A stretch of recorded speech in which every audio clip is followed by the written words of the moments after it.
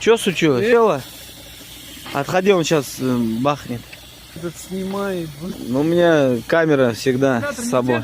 Закипела, родная, закипела. Электрику я не знаю, кто делал, но закипела. Ну, хотя, что тут? АвтоВАЗ, еще и Нива. Тут все, что угодно может случиться с ней. Так, в итоге проблема с Нивой найдена. У нас получается два вентилятора. И вот они, два реле идут на вентилятор. Здесь отсутствует, у меня контрольки нету, но перемычкой попробовал. Здесь отсутствует плюс, что на 30-й, что на управлении. И на обеих. Предохранитель вроде целый, но тем не менее. В итоге замкнул от насоса, кинул сюда.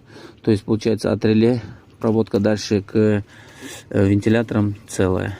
До релюшки нужно проверять и смотреть. И все, в принципе. Все, Амбер. Что скажешь? Твое мнение, братан?